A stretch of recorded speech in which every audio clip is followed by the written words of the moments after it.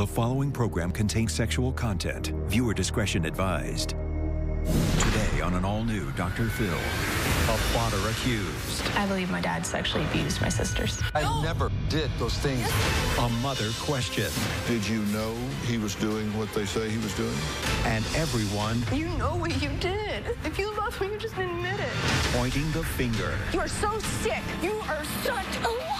Did you kiss me and stick your tongue in my mouth? No, I did not. You're calling me, yes or no, are you calling me a liar? I'm telling you I didn't do that. Yes or no, are you calling me a liar? If you're saying I did that, then yes.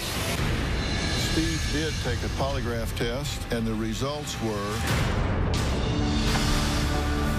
Let's do it. Have a good show, everybody. Here we go. This is a safe place to talk about hard things. Stand by. We'll count you down. Today's going to be a changing day in your life. 5, 4. I am not giving up on you.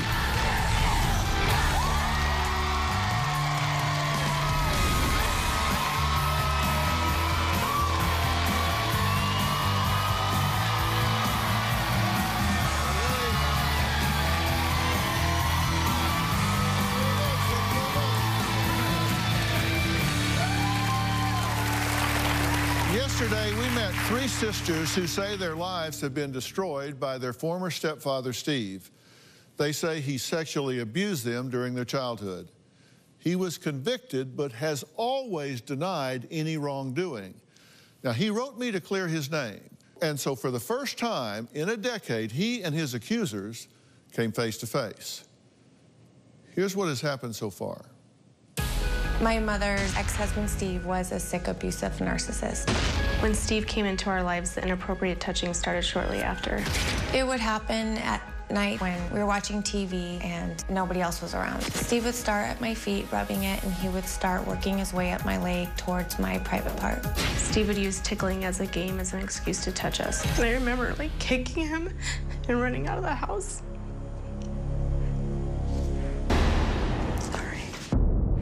Steve was arrested around May of 2000. Steve took a plea deal. He acknowledged the state had enough evidence to convict him, but he was not admitting guilt. Steve didn't receive any prison time. I want him to take responsibility for what he did. How long has it been since y'all have all been in proximity to one another? I saw him about a year ago.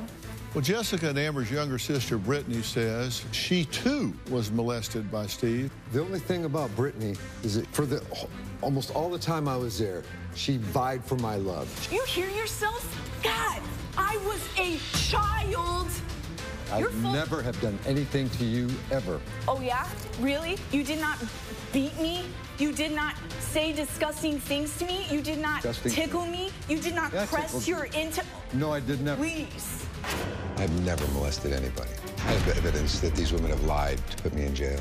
There were 6 children in the house. We would watch television together, horseplay together. There were never one-on-one sessions where it was just me and them alone. All of the accusations from Jessica and Amber were derived from their mother. They need to tell the truth. And why did you lie? I didn't lie. I have your paperwork where you lied. Good for you. I didn't You made lie. things up. No, I didn't. I don't know whether you've done any, all, or part of the things that you're accused of doing, but you have the worst judgment of anybody I can imagine. You have convinced yourself that you are innocent. I truly do believe that. You're a piece of crap. Now, after 10 years, the police got involved, and in 2001, Steve was convicted of child abuse and had to register as a sex offender. Melanie was convicted of child endangerment because authorities say she knew what was going on and did nothing. Take a look. I didn't feel like I could protect my daughters. I didn't know Steve sexually molested them. I went to my mom after the first time it happened to me. I remember her yelling at me that she was going to bring Steve out, and I needed to tell Steve what I told her. Steve denied that he had done anything to Jessica and said that she was simply misinterpreting what he had done. I believe Steve because he joined the church. He said he wouldn't do anything like that, and he actually called my daughter an evil seed. When I realized that my mom wasn't going to believe me, that made me feel like, what am I going to do? So I just kind of went along with it. When Amber was 16, she told me that Steve had pinned her down and was trying to kiss her. Every time I would tell my mom about the abuse, she would just deny it. My mom would say stuff like, "You're just trying to rip my marriage apart, that you're trying to ruin an innocent man's life." My mom made me feel really guilty. The court said I had intentionally and knowingly allowed my children to have sexual contact with Steve. I don't believe that I deserve the charge of child endangerment because I did not allow my kids to do anything like that. I had no idea. I do blame Steve for what happened. Steve says he's the victim of a scorned woman and her brainwashed daughters, and he also believes he is not the first man they accused. Take a look. Melanie has been falsely accusing men since the mid-'70s. In 1977, Melanie accused a church peer of sexual misconduct, and it was handled inside the church. In 1984, Melanie was having an affair with this gentleman. He wanted to break it off, so she first cried rape to get herself off of that. And then when he really finally broke it off, she planted her daughter, Jessica, into his life and had her accuse him of sexual misconduct. He was arrested and taken to trial and was acquitted. Then in 1990, Melanie said a family friend had sexually molested Amber. The police were going to move forward with charges. In December of 1990, called Melanie, and she told him that it never happened, and it was horseplay. My case was the fourth time that Melanie has claimed some type of sexual misconduct. Melanie is a pathological liar. Okay, Melanie, thank you for being here.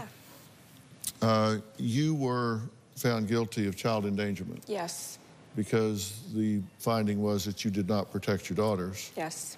From this man Yes. molesting them. Mm-hmm. Did you know that he was doing what they say he was doing?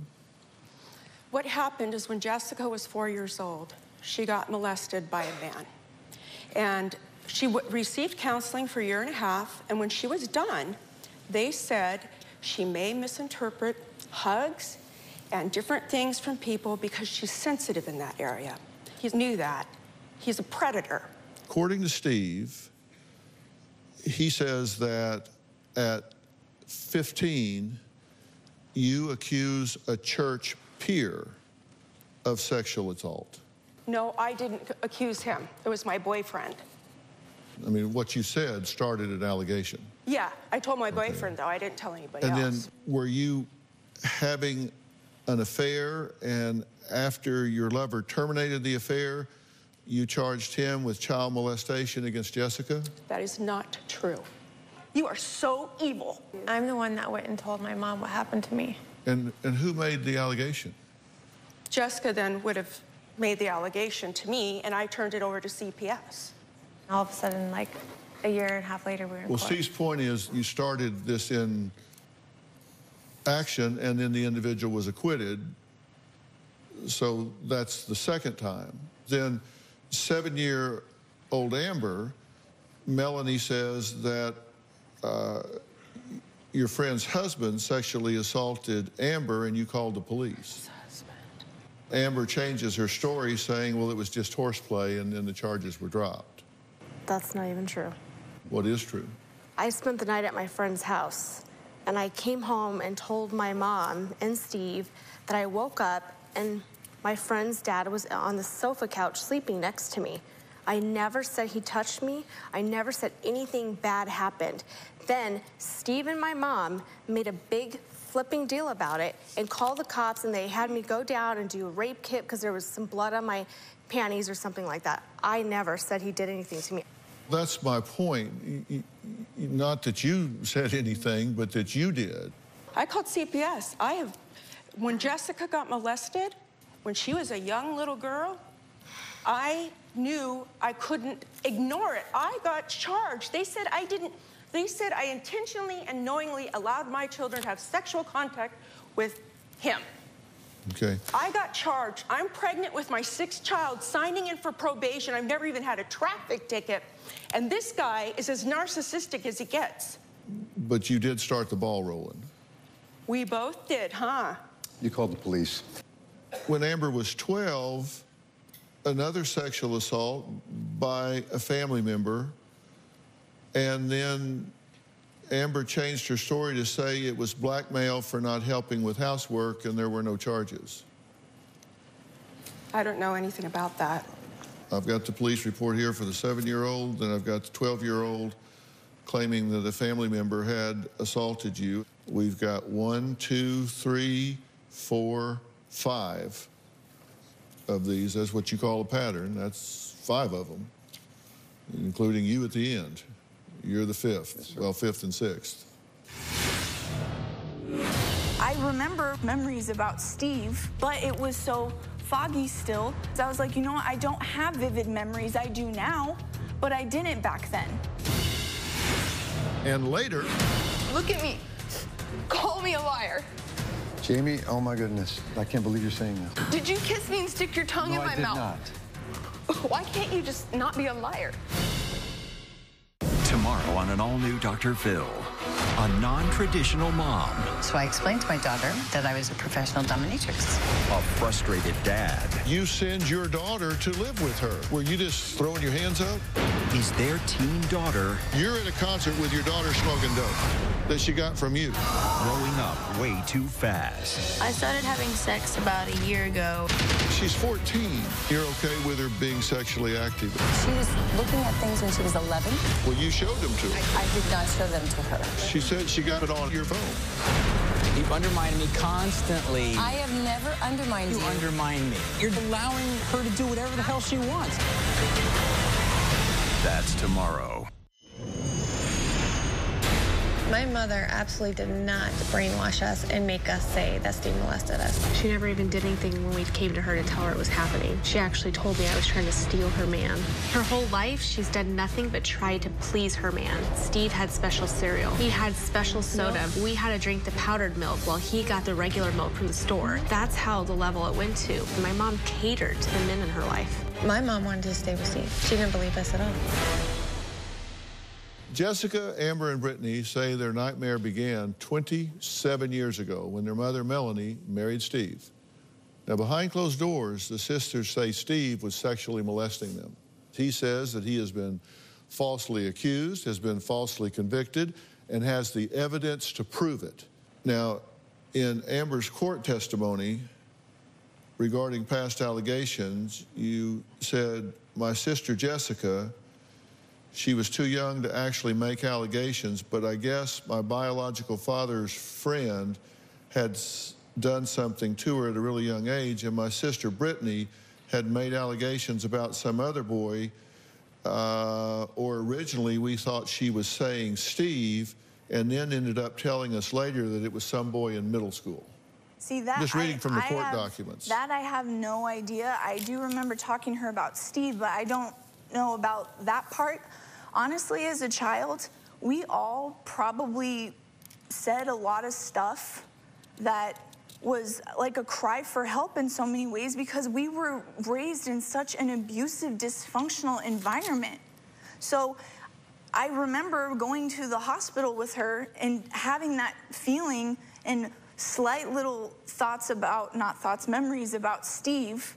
And that was where I mentioned it, but it was so foggy still that's why I didn't press it further, because I was like, you know what, I don't have vivid memories. I do now, but I didn't back then.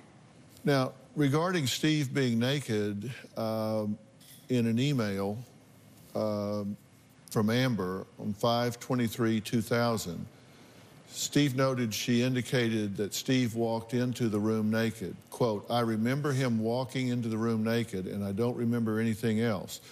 2 months later in a police report, Steve noted again that Amber remembered Steve coming in her room naked, but then Steve noted a month later Amber denied seeing Steve completely naked, but had seen his privates while wearing small, tight shorts. So the point is that you said naked, naked, not naked, and you see that as inconsistency. Yes, sir. Correct? What do you remember? I remember one night him coming into the room, and I may have said I don't know if he was naked. I don't really remember what happened. Like I said, some things are very, very vivid, and other things are kind of foggy. And I remember him coming in the room, and then I don't really remember what happened. And later, my brother wrote in a journal, he remembers Steve coming into our room, my room, and getting me and taking me somewhere. We understand those are powerful words, because you said twice that he came in naked, and then in a police report said, well, he wasn't naked, he had on tight shorts and exposed himself. And there's many different throughout the years of things that he did. Well, but these were all talking about the same thing. And you're a child. I get it, but you understand to a finder of fact, that's important. Somebody walking in naked versus having shorts on is a distinct difference. That's your point. She was 16 when she made that statement. That's your point. Yes, sir. Naked, naked, not naked. Yes, it's sir. either naked or you're not. Which was it? Do you remember? Like I said, I don't remember specifically. I just remember the image of him coming in the room when it was dark, and I probably said, I think he was naked.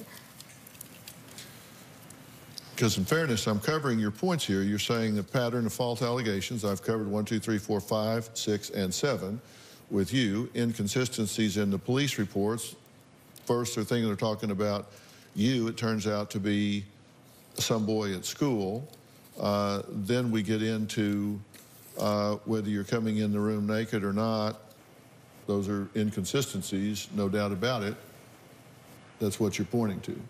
Yes, sir. Among other things. Among other things. Coming up, Steve hasn't seen the daughter he had with Melanie in 3 years. What does she think about her half-sister's accusations towards her father? Well, I'm going to ask her when we come back.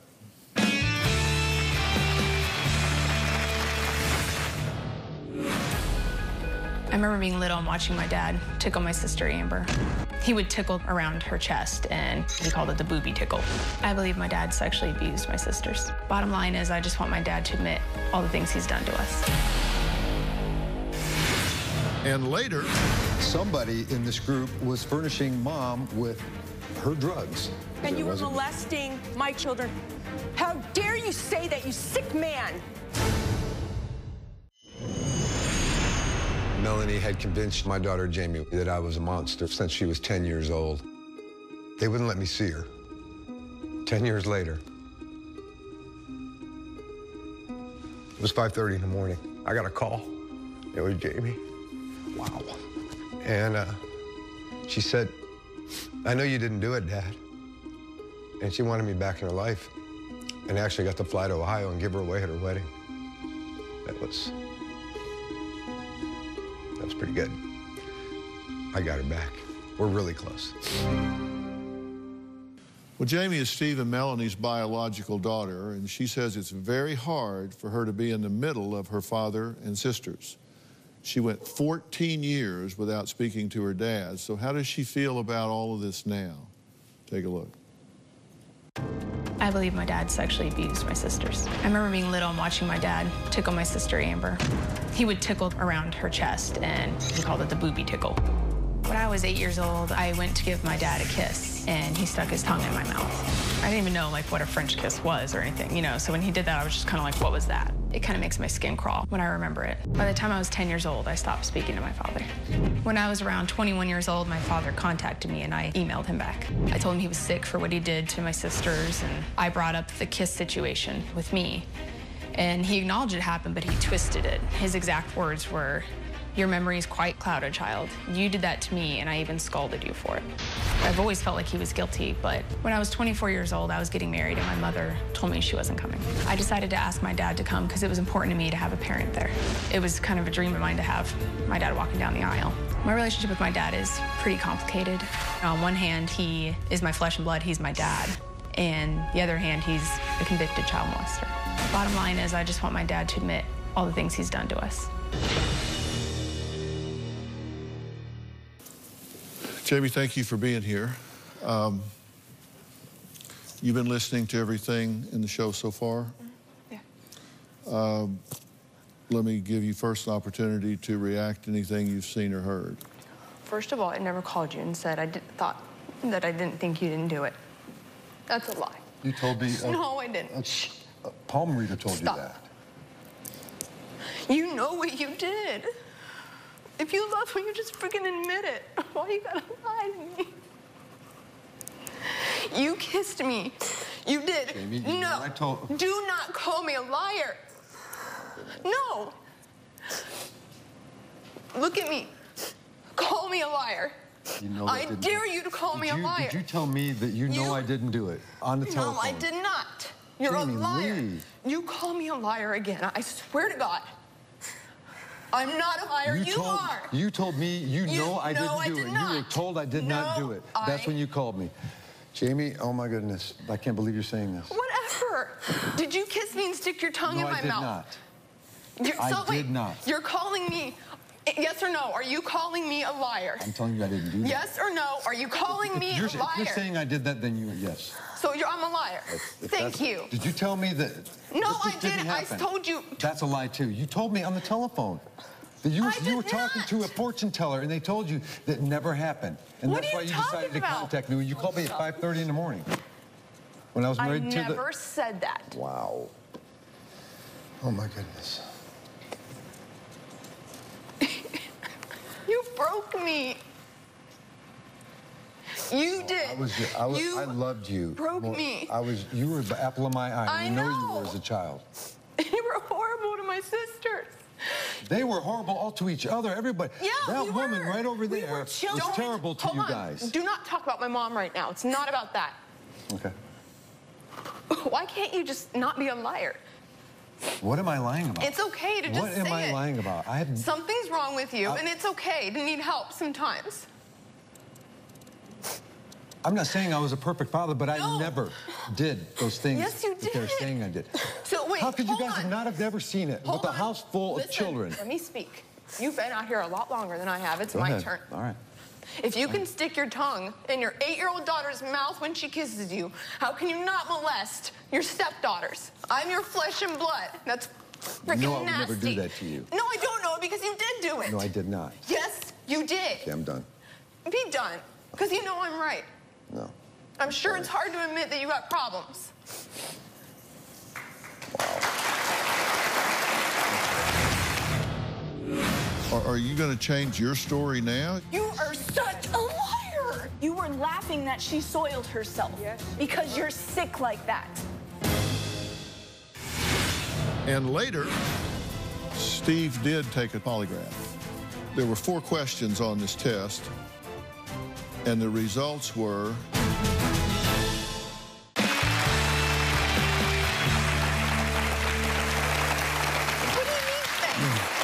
For not telling the truth. I am telling the truth. You beat the crap out of all of us, not me as much. Crap. I got spanked. Once. You treated me 1,000 times better than them. You made us line up one time when I was 5, so I remember this. Beating the crap out of Jessica, she crawled underneath that picnic table that you built, and you grabbed her by her ankles and drug her. We had to line up and watch. If we didn't, don't look at me like that. You know it's true. No, she beat the children. She never did it. Really? She never got in cat fights. That I had to separate them. Why do you keep talking about her? Because she is the one that did it. I'm not. I didn't. I never beat anybody. Steve. Let's talk to me for a minute. You've acknowledged in talking to us that you were militaristic in the home, that you were too harsh with the children. Yes, sir. You've got 1, 2, 3, 4, 5 people here that are saying that you did what you told us you did. Are you going to change your story now? You were very candid with us. People out from underneath benches beating them. You are such a liar. You did, Stephen. It's just ridiculous. We're just sitting up here listening to him spew lies. Steve, I'm telling you the truth. I remember it happening. And then you were laughing that she soiled herself because you're sick like that. And now you want to come up here and pretend that you didn't do those things. That's cool. Would you agree that you had a dysfunctional role in this family? I believe the whole entire house is dysfunctional. Yeah, I know, and I'll go down the line here in a minute. I'm just asking you. I'll ask them in a minute because I think this whole thing is hugely dysfunctional. I'm just asking you. Yeah, all the way to the point to where I would come home from work, and if her door was shut in her bedroom, everybody in the household knew, do not do not, upon pain of death, even knock on her door. Do not answer the door. If the doorbell rings, do not answer. If the telephone rings, do not answer. So I come home from work, I'd see that door shut. I'd come out and play Chutes and Ladders with the kids, and I'd play games until she had her fill in the bedroom by herself, whatever Mom was doing. And somebody in this group was furnishing Mom with her drugs, her pills, and her marijuana while she was a member of the church, and everybody knows who it was. And you were molesting my children when we got married in the Mormon temple. How dare you say that, you sick man? You are so sick. Yep. Yes, you are. Thank you to admit it. You know what? We all understand that my mom had some problems in the past that she's been working on. And that was exactly why you were able to marry her in the first place, was because you saw that you could do that to her and that she would be your next victim. And it would be so easy because... No, I saw it because I had a son that needed a mom, and her kids were always, hair was combed perfect and looked good, and I needed a mother for my son, and that's how we became the Brady Bunch. Let me ask a couple of questions on Steve's behalf, because you're the worst advocate for yourself, I believe, I've ever seen. One of the reasons that he is upset, and I think anyone would be, is he goes to trial and gets a sentence and a registered sex offender for life, and sometime thereafter you recant your testimony. So I got to tell you, if I've been down there and been convicted, sentenced, and put on the registry or whatever the crime, and then the victim recants and says, it didn't happen, I lied, it didn't happen. I think I would be pretty upset about that. And you did recant. Yes, I did. Correct? Yep. You said, I believe that Steve, in fact, never sexually abused me or my sister, Amber. I don't remember everything that I said. But Well, yes, I have it right here. Yeah. It's a transcript from the court testimony. That our mother, beginning at a young age, routinely and regularly implanted in my siblings and I an unfounded belief that we were victims of sexual abuse. We made the accusations under pressure from our mother to support her in the divorce. And you got to remember, Steve, how often did you coach me into saying stuff about the video, getting together? Your mom was filming me. Yes, you did. I am not making this up. I have to still be a part of your family. They found out that I'm on the show. They're harassing my daughters. Yep. She's sending me screenshots of why they have to keep my kids involved in this. It's like, gotta stop. Your kids have nothing to do with this. Oh, they do. I've never spoken to your children. No, I've stayed constantly. So what has Steve admitted to doing? I've talked about the things that he says exonerate him, that call into question his convictions here. We're going to talk about what he admits to next. Plus, Jamie asked her father to take a polygraph exam. We're going to have those results in just a few minutes.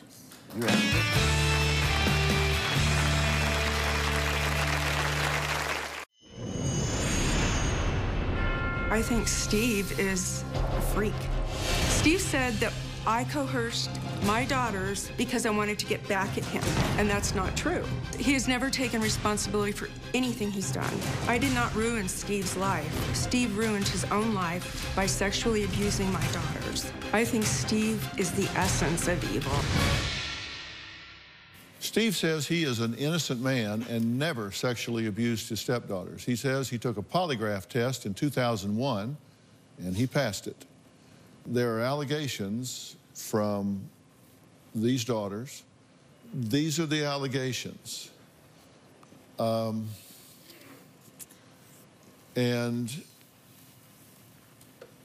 we've talked about the inconsistencies in some of those, correct?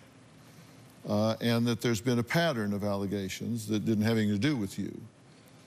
And then we've just talked about the fact that Jessica recanted her testimony and said that it didn't happen to her or her sisters and that she was programmed by her mother to say it. And you, in fact, were paid money to say that, correct? $1,000? Yep.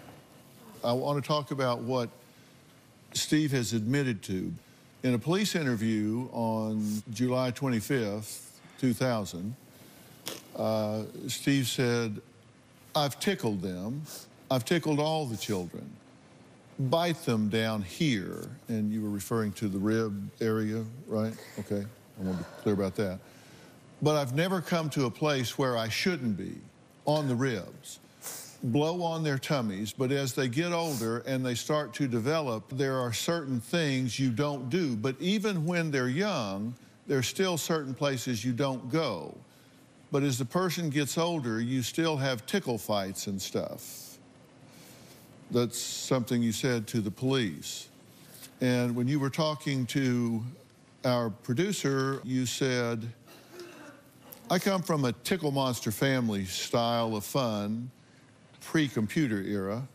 So oftentimes it was 6-on-1, and on more than one occasion, people were touched, kicked, or poked inadvertently."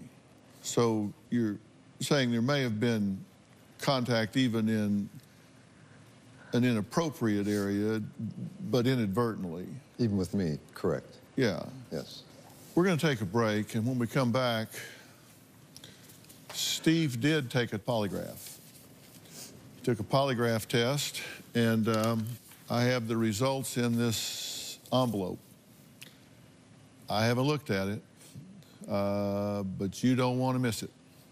I think I know what it says, and I think I know why, but we'll find out in just a minute.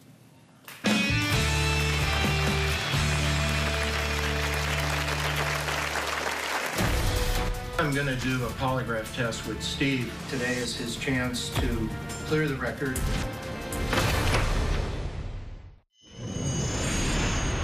Today I'm going to do a polygraph test with Steve. He was deemed a registered sex offender, and today is his chance to clear the record if he passes this test.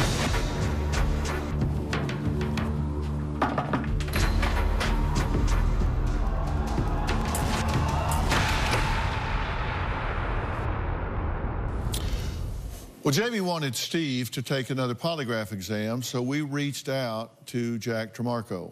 In my opinion, he is the top polygraph examiner on the globe. He's a former FBI special agent and FBI polygraph examiner. Now, Jack has conducted over 3,500 polygraph examinations. Let me ask you, you met Jack Tremarco. Were you comfortable with him? Yes, sir, I was. Did you feel like you were treated fairly by him? I was. Were you hurried in any way? Were you pressured by him in any fashion, or did he take his time with you and explain everything? He took his time, yeah, it was about 3 hours. So you have no complaints about the test? I do not. Okay. Jack, was there anything that you detected that caused you to question the results of this test? No, it was an average test. Steve was a cooperative person. All right, and you didn't detect any countermeasures? No countermeasures. Attempts to beat the test in any way? No. There were 4 questions on this test. Question 1, did you ever touch Amber for a sexual reason? And your answer was? No. Did you ever touch Amber for a sexual reason when she was a child? No. Did you ever touch Jessica for a sexual reason? No. Did you ever touch Jessica for a sexual reason when she was a child? No. And the results were non-deceptive, that you were telling the truth. I knew it.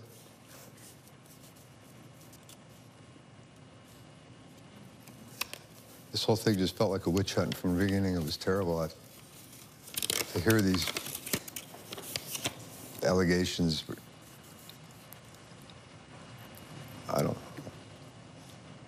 it's sad. What do you think about these results?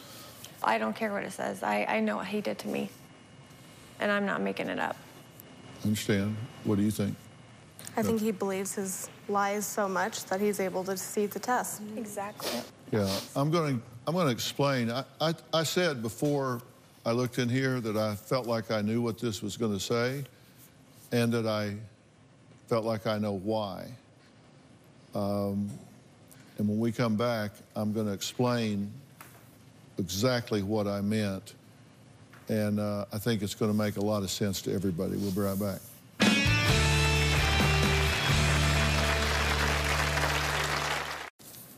You know, I said before I opened that envelope that I felt like I knew what it was going to say, and that I knew why.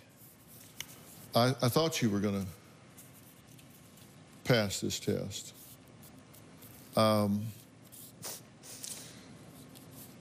This test measures what you perceive to be the truth. Correct, Jack? Exactly right. I said this very early on in our conversation, if you'll think back. I said, if you believe he really believes what he's saying, why would you be upset with him? Because you can't be mad at somebody for believing what they believe, if they believe it. And I said, why would you be upset with her if she believes what she believes? That doesn't mean that that's not distorted in some way, and I have no doubt that alcohol has played a huge part in distorting your recollections, your inhibitions, your behaviors. Do I think that you're lying? Absolutely not. The fact that you recanted doesn't make me believe that you're lying. Do I think that you're lying? Absolutely not. Absolutely not. Absolutely not. Absolutely not. And absolutely not. I don't think anybody's lying here. I believe that this is a highly dysfunctional situation. I believe that your respect of boundaries in a family full of women is really poor. You guys are hurt and you need to heal. And I want to help you to do that. The first thing I want to do is I've been talking to Miles Adcox at Onsite. They put together really custom, intense, therapeutic workshops for people that have suffered trauma and have lost their way and emotionally are really disoriented. And I've made arrangements to start sending you guys down there 2 or 3 at a time and let you be there however long you need to be there to hit the reset button and find your bearings here and realize your worth and your value. And that's where I want to start, and then I want to follow it up and back it up with some really strong individual counseling and life coaching to get you back where you need to be. Okay, will you accept this help? Okay. All right, we've got to stop. I do want to thank all of my guests today. Let me tell you something. We deal with real people and real stories here. And when you deal with real people and real stories, they're not always black and white. It's not always one way or the other. But that's okay. We work to criteria. We're going to get this right. We're going to get this family healthy. A special thanks to Jack Tremarco. He is the best of the best. And to Miles Adcox and his great team at Onsite. For more information about today's show, log on to drphil.com. Tell us what you think on Facebook and Twitter as well. Thanks for being here.